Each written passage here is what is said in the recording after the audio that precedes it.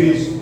Eu abençoo, Pai, a vida do teu filho, Pai, presbítero Eduardo, que mais uma vez vai emprestar, Senhor, os seus lábios para ministrar a mensagem do Senhor ao coração da igreja. Entraram aqui nesta noite pessoas com diferentes necessidades, atravessando diferentes cenários em sua vida. Tem pessoas, Pai, que estão aqui festejando, comemorando vitórias, outros estão, Pai, chorando perdas, ou alguns estão atravessando um deserto, outros estão passando por um vale, outros estão, Pai, em um lugar difícil, em um lugar, Pai, alto, mas que foi difícil chegar até ali, e o Senhor é quem sabe e conhece a necessidade e a situação de cada um. Mas eu creio que a palavra que está nos sendo ministrada, que vai começar a ser ministrada agora, ela vai alcançar cada coração, trazendo para cada um uma direção, uma resposta, um consolo, um fortalecimento, uma exortação que for preciso. Então fala conosco, Pai, porque nós, teus servos e tuas servas, estamos aqui para ouvir o Senhor falar aos nossos corações. Senhor, quando estamos aqui, guarda a nossa vida, a nossa casa, a nossa família, bloqueia, Pai, desse lugar toda interrupção, Senhor, toda a barreira, Pai, que vem tentar impedir os teus filhos de receber a tua palavra, e abre, Pai, os nossos ouvidos e o nosso coração para receber a tua semente. É o que eu te peço e desde já te agradeço em o nome do Senhor Jesus. Você deu uma salva de palmas para Jesus.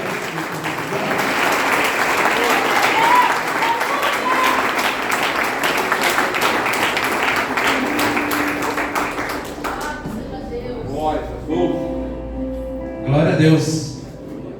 Saúde por Deus na paz do Jesus, amém? Amém. Obrigado, pastor. Pode tomar o seu assento em nome de Jesus. Glória a Deus. Deus Senhor.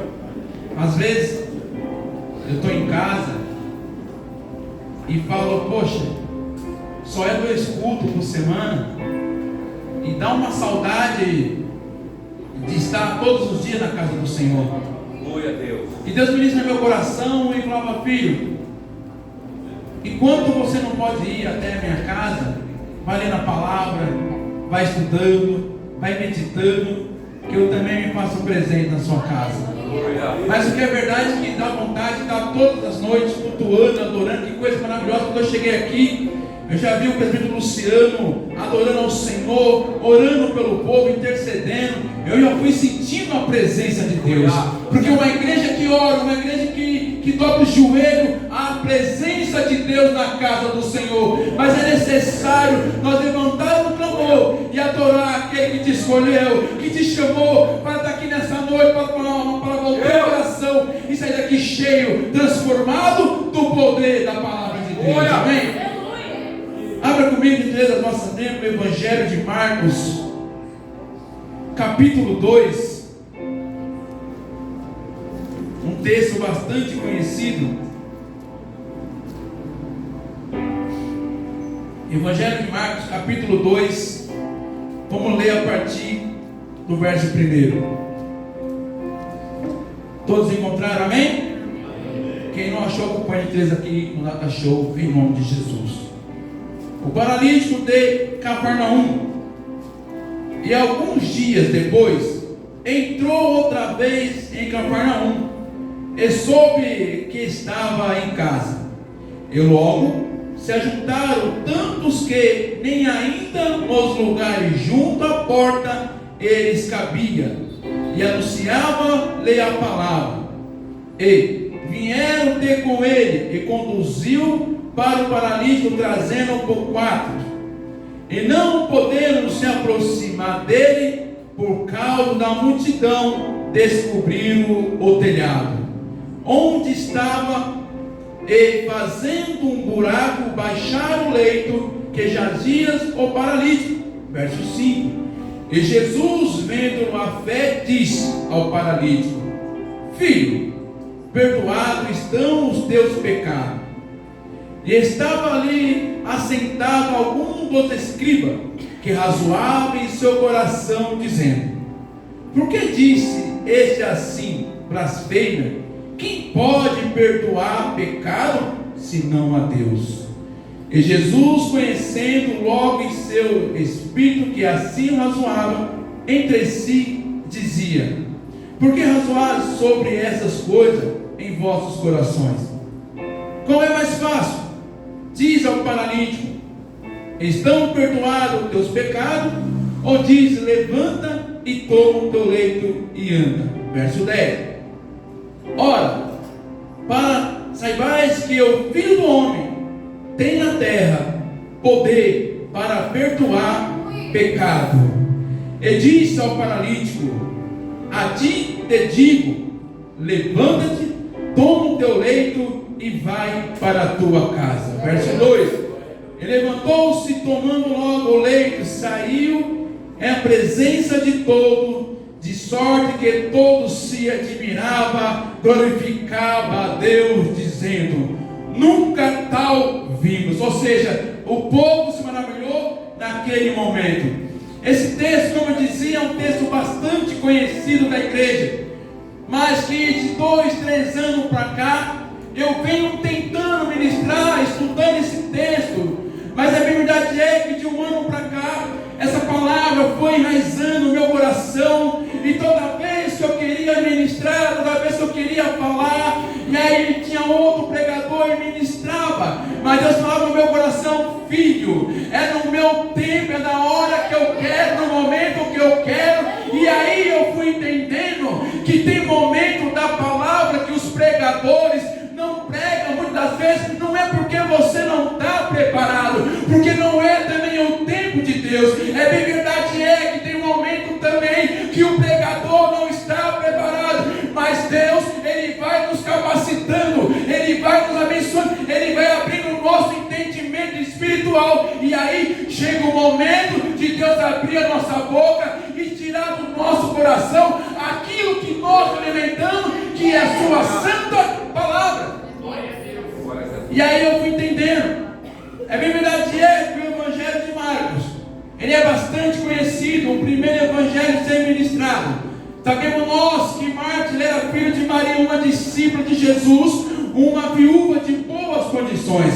E sabemos que Marcos também é sobrinho de Manabé, ou seja, Manabé é irmã, aleluia, de mãe de Marcos. Mas sabemos que essa mulher, o texto da história vai nos dizer que ela acolhia os cristãos em sua casa. Olha a importância de ser uma discípula ou um discípulo de Jesus. E é interessante que devo dizer que Jesus, ele estava em Cafarnaum. Cafarnaum era o que? Era onde Jesus tomou ali como princípio do seu ministério, aleluia, chamando os seus primeiros discípulos, como Pedro, André, Tiago e João, e ali ele foi formando a curva dos seus discípulos, para estender a palavra para o povo. Mas é interessante que o texto vai nos dizer, que esses homens, quando traz esse paralítico, eles encontraram uma grande barreira à primeira vista. Mas o que me chama a minha atenção, que esse homem está sendo carregado por 4 amigos. E Deus começava a ministrar o meu coração: filho, olha só que quantos vêm à casa do Senhor e não consegue vir, às vezes está na sua casa preparando para vir, mas ele encontra uma grande multidão, ele encontra uma barreira para não poder vir à casa do Senhor. Mas esse homem, esse paralítico, quando ele chega ali com aqueles homens carregando ele, aleluia, o texto vai dizer que eles encontram uma grande multidão na casa aonde Jesus estava ministrando a sua santa palavra. Mas vai dizer nessa noite ao teu coração, que Deus tem ministrado ao meu: ei filho, diga à minha igreja que para mim não há dificuldade, não há barreira, não tem porquê eu não fazer algo na vida de um homem, de uma mulher. Nada pode escapar da minha mão, diz o Senhor dos Exércitos. Mas nós, como homens natural, nós vamos entender quantos de nós encontramos dificuldade e barreira para chegar até a casa do Senhor. Ou será que só foi eu? Quantos nessa noite hoje estão aqui glorificando e adorando, louvamos a Deus por isso, mas quantas vezes você não tinha força, abatia um cansaço físico, uma dor, algo espiritual na sua vida, que impedia de vir adorar Jesus? mas você via e podia perceber que havia um intercedendo por você, que havia uma te convidando para vir à casa do Senhor, que havia talvez uma multidão falando: filha, filho, vamos à casa do Senhor. O seu remédio está na casa do Senhor, a sua cura está na casa do Senhor, a libertação da sua família está na casa do Senhor. Mas há dificuldade. Por quê? Porque é natural. O cansaço vem, o cansaço físico ele vem, só que aí ele dá lugar para o cansaço espiritual. E aí nós temos que tomar cuidado, porque o cansaço físico todos nós temos, sim ou não? Você fala que você não está trabalhando. Trabalho sim, eu tenho minha loja lá. Acordo cedo, arrumo.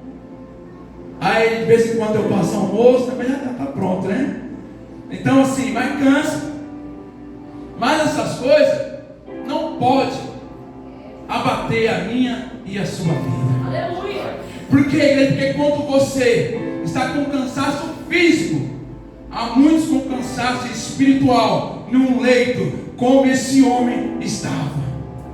Mas esses homens, eles tinham uma fé tamanha que próprio Mateus 9:2 vai dizer que a fé desses homens era grande.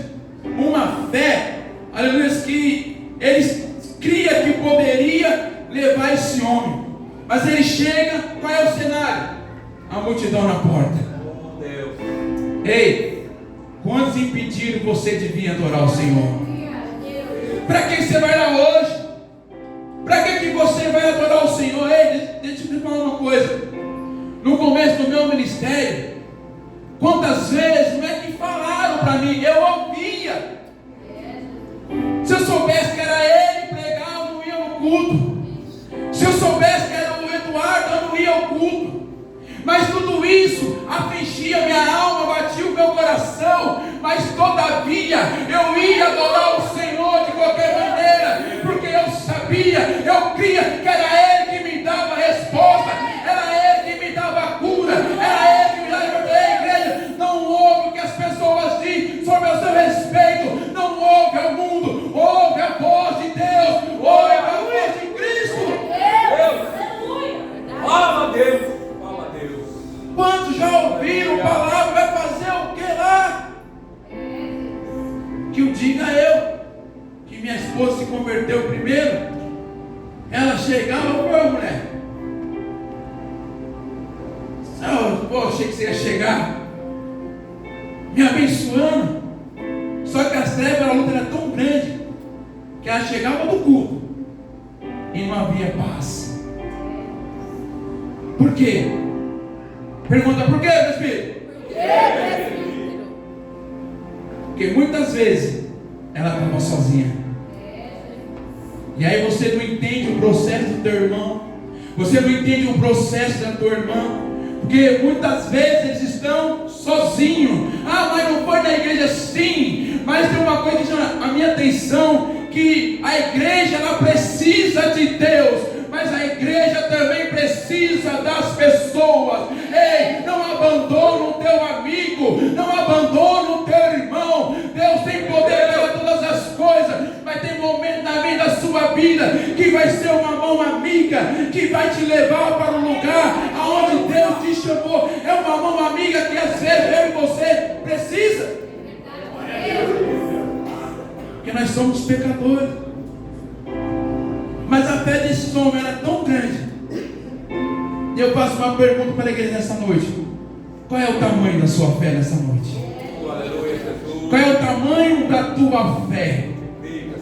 A tua fé ela chega com uma visão de pardal, ou a tua fé ela chega além dos horizontes, e você poder entender que Deus tem poder e ciência para mudar qualquer situação, não só na sua vida, mas na vida das pessoas que você ama, na vida das pessoas que você quer ver crescendo, na vida das pessoas que você quer ver sendo liberta, transformada e mudada. Se não vejamos o próprio centurião de Cafarnaum, ele vai atrás de Jesus, ele fala: Senhor, meu Pai, há um servo meu que está à beira da morte, que está doente. E é interessante que Jesus fala: tua casa. E ele fala: não, Senhor, eu não sou digno de o Senhor entrar na minha casa. Eu sou pecador, eu queria dizer. Eu sou homem falho, eu sou pecador. Basta uma palavra que o meu servo será curado. O texto vai nos ensinar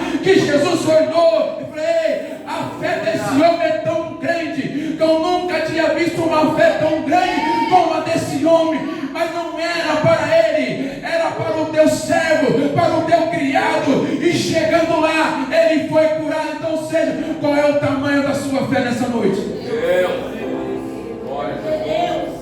Vamos exercer a fé que ele colocou ao teu coração, ao meu coração. Porque é fácil a gente ter fé para nós. E mais para uma pessoa que está à beira da morte, para uma pessoa que está enferma, para uma pessoa que não consegue largar das drogas, uma pessoa que não consegue largar da prostituição, que não consegue largar do vício, da mentira, da fofoca. E qual é o tamanho da minha fé? Qual é o tamanho da sua fé para orar por essa pessoa, interceder e levar a ela até Cristo? Ainda que alguém fale: ei, não vale a pena, a multidão está na porta, mas você vai dizer: vale a pena sim, porque Ele me transformou, Ele me mudou, e Ele é fiel para transformar a vida dessa pessoa. Está achando que ser cristão é sentar? Não. Ser cristão é sentar sim, mas fazer o vídeo do Senhor. Presbítero, eu não sei pregar. Presbítero, eu não sei louvar, mas você sabe orar. Porque a oração tem um modelo específico. A oração é aquela que agrada ao coração de Deus. Você pode falar: ei, Jesus te ama, Jesus cura, Jesus transforma, Jesus liberta. A palavra tem poder para abençoar. E esses homens levaram, subiram pelo telhado. O interessante é que eles não desistiu daquela alma. Quantas vezes nós tem mais jeito não? Quantas vezes eu falei do meu irmão, 28 anos nas drogas, tem mais jeito não? Quantas vezes a gente olha para o nosso vizinho, não tem mais jeito não? Não tem mais jeito para mim, não tem mais jeito para você, mas para ele tem. Para ele tem. Porque a última palavra sempre será dele. A última palavra sempre será dele. Quantos outra hora olharam para mim e para você, não tem mais jeito não, mas Jesus olhando do alto, tem sim. Para mim ele tem jeito sim. Para mim ele vai se levantar. Eu vou curar, eu vou transformar. Ei, eu posso não acreditar, você pode não acreditar, mas há um Deus lá em cima que está nos assistindo. Ei, tem jeito sim. Não importa a quantidade de demônio, não importa a quantidade de deficiência, mas para mim, diz o Senhor dos Exércitos, para mim tudo tem jeito. Deus só não faz se Ele não quiser. O texto vai nos dizer que Ele falou para os discípulos: vocês estão achando que vocês é quem? E hoje Ele fala para nós: sem mim, vós não pode fazer. Por quê? Porque o poder está sobre Ele, está com Ele. E observa que eles não murmuraram. Uma alma que estava gritando em silêncio. Vai ter momento que você vai gritar, não é proibido, vai ter momento que você vai estar em silêncio. Eles não desistiram, mas chama a minha atenção também que esse paralítico, em momento algum ele questionou esses amigos. Em momento algum ele diz: não, está muito cansado, já não consegui entrar pela porta. Vocês estão loucos, estão querendo fazer o que comigo? Estão querendo me machucar, estão querendo me magoar. Ei, eu vou sair daqui frustrado, eu não vou ser para não. Ele ficou em silêncio, porque tem momento na minha e na sua vida, o silêncio é o nosso aliado. O silêncio é a porta de entrada, o silêncio é a cura, o silêncio é a transformação. Quando nós ficamos em silêncio, o nosso Deus está trabalhando não só para mim, mas ao favor daquele, aleluia, que nós temos apresentado em Cristo. Não é por muito falar, é verdade, mas eles abriram um buraco no telhado e pegaram esse paralítico, os 4 amigos, colocaram ele, desceram até Jesus. Ei, quem precisa de milagre não murmura. Quem precisa de milagre não diz que está calor para vir cultuar. Quem precisa de milagre não diz que está chovendo para vir cultuar. Quem precisa de milagre vem no frio, vem no calor, vem na chuva. Porque ele precisa de um milagre. É como eu sempre falo, todos nós, querendo ou não, está à espera de um grande milagre. Eu estou. Quem está nessa noite à espera de um grande milagre? Então estenda as tuas mãos, porque a palavra vai dizer que basta uma palavra. E eu profetizo na sua vida que você veio buscar aqui nesta noite. O nosso Deus Todo-Poderoso está entregando para ti nessa noite. Aleluia! Aleluia! Ele precisa de um milagre. E quando desceram ele, isso aqui é forte, para falar com Jesus. Desceram, ficou frente a frente com o mestre. E aí apareceu os crentes de plantão. Eu lendo um texto que chama a minha atenção, pastor Rafael, que esses escribas, pastor Inácio, ele estava do lado de Jesus, na frente, próximo de Jesus. Eles poderiam sair dali transformados, mudados, mas começaram a questionar em seu coração, como nós lemos aqui: quem é esse para perdoar pecado? Quem é esse para curar? Quem é esse para transformar? Ei, eles perderam a oportunidade de ser agraciado por Jesus. Eles perderam a oportunidade de ser abençoado por Jesus. O que eu aprendo aqui? Não vamos ser como esses homens, não. Se nós estamos na casa do Senhor, se nós estamos na frente do Mestre, se nós estamos do lado do Mestre, não questiona ele curar o A ou B, não questiona ele porque que fez para um, não fez para ele. Comece a adorar, porque aí a bênção vai chegar até a sua vida. Só que eles começaram a questionar do lado, meu Deus, crente, adorador, dentro da igreja, proibindo Jesus de abençoar o irmão da esquerda e da direita. Ei, quem somos nós? Nada, pó, nada. E aí o irmão do lado não aceita o outro ser abençoado, não aceita a outra ser abençoada, não entende, sabe por quê? Porque precisa ter o mesmo pensamento, haja em vós o mesmo sentimento que houve em Cristo Jesus. Quando eu tenho esse sentimento, que o meu irmão está sendo transformado, curado, liberto, a sua vida sendo transformada, eu começo a glorificar ao Senhor. Pode ser que ainda não é a minha vez, mas eu estou adorando. Pode ser que não chegue o carro novo, mas eu estou adorando. Pode ser que a cura não chegue, mas eu estou adorando. Pode ser que a casa nova não chegue, mas eu estou adorando. Mas no tempo certo, o Senhor vai nos abençoar. Ei, o segredo é glorificar, exaltar. Aleluia! Ele estava do lado. E Jesus tinha uma resposta. Eu vou correr aqui, a hora está cifrando.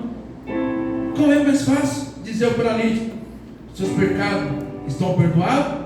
Ou diz: levanta, toma o teu leito e anda?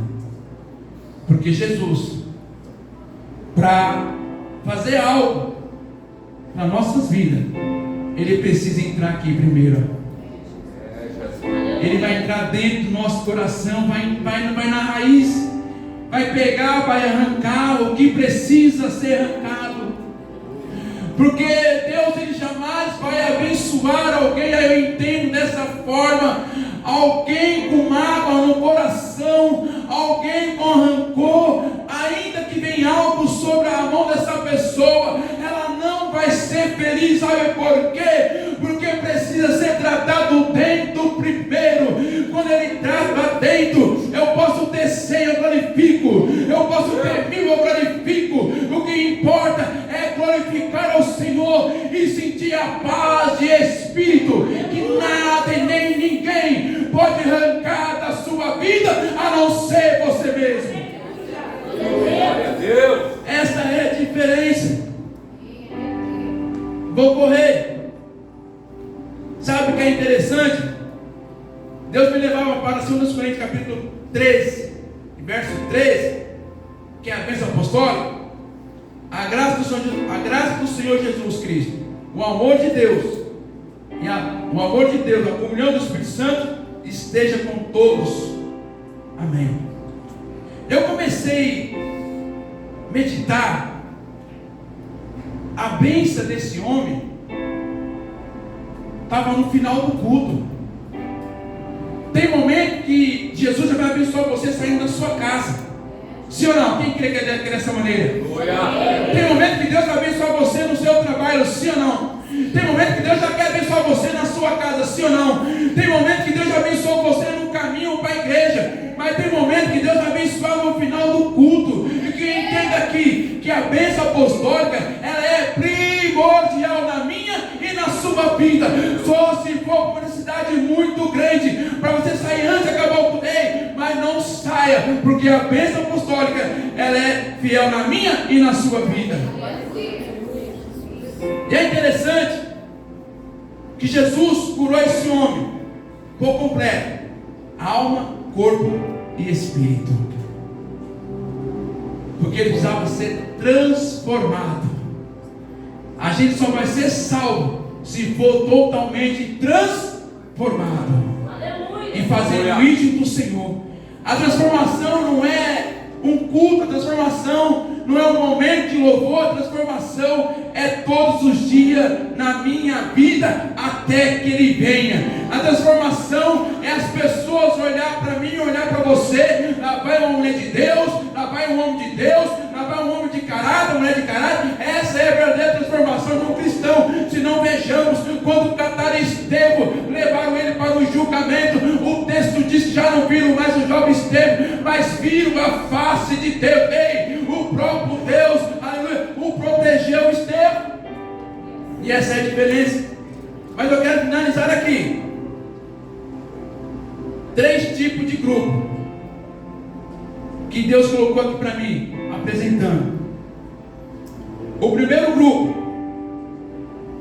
o grupo da multidão, que impede outras pessoas de serem abençoadas. Quando alguém impede nós de ser abençoados, ela mal sabe que ela está impedindo a própria bênção. Porque se eu não quero que o meu pastor seja abençoado, e você acha que Deus vai se agradar das minhas orações? Quem acha que vai? Não vai, irmão. Pode orar 24 horas até dar calo no joelho, mas se eu não me agrado com a bênção do meu irmão, se eu tento impedir ele, esquece, não vai ser abençoado. Esse é o primeiro grupo. Segundo grupo, aquele que questiona Jesus em tudo. Tem crente assim? Sim ou não? Por quê? Por que ela? Irmão, ora, busca a face dele. O texto vai nos dizer que esses 4 amigos não desistiram desse homem. Então, se a bênção não chegou até você no dia de hoje, continue orando, intercedendo, que vai chegar na sua casa, vai chegar na sua vida, como muitas das vezes já chegou, e você depois cantar o hino da vitória: ei, eu nem esperava que ia chegar, mas sabe por quê? Porque é Ele que é o abençoador, é Ele, é tudo por Ele. Foi a Deus. E o terceiro grupo, o grupo de 4 amigos.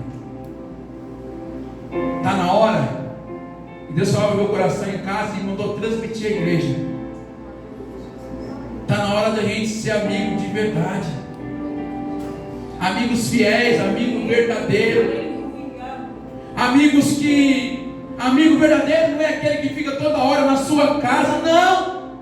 Amigo verdadeiro não é aquele que fica toda hora te mandando um WhatsApp, não. Amigo verdadeiro é aquele que aparece na hora da sua necessidade. Amigo verdadeiro te leva para perto de Cristo. Amigo verdadeiro, ele sabe o momento da sua aflição. Amigo verdadeiro, o Deus vai incomodar na casa dele de madrugada e vai te mandar uma mensagem: ei amigo, como é que você está? Sabe por quê? O verdadeiro amigo, ele não apunhala pelas costas com uma faca, não. O verdadeiro amigo, ele apresenta a mim e a sua vida, aquele que te chamou e confiou uma palavra na minha e na sua mão. Esses amigos poderiam ter deixado ele para lá, não. Eles foram os fiéis. E eu lendo e meditando, e Deus falava: filho, quantas amizades antigas já se foram por causa de uma amizade nova, passageira, como o cometa. Às vezes nós estamos trocando a amizade das antigas, a amizade que deu a mão para mim e para você. Nós estamos trocando essas amizades que Deus colocou, que fez uma aliança, por causa de uma amizade passageira, por causa de um convite passageiro. Ei, é noite de você reatar aquela amizade, aquela aliança que você fez com o irmão, com uma irmã, que outra hora você não era ninguém, mas ele orou por você, orou por mim, estendeu a mão para ti e trouxe até a casa de Deus. Quantos? Eu vou finalizar aqui. Quantas amizades que muitos perderam por causa de uma fofoca, e às vezes nem investigou para saber se é verdade. O diabo, ele é tão diabo, para não falar outro nome, que ele joga uma semente ali no ouvido de um, no ouvido de outro, e vai atrapalhando uma amizade duradoura que Deus te colocado ao coração. E eu finalizo aqui, passei 4 minutos, perdoa. Quero cuidar da igreja se levantar. Você que realmente o propósito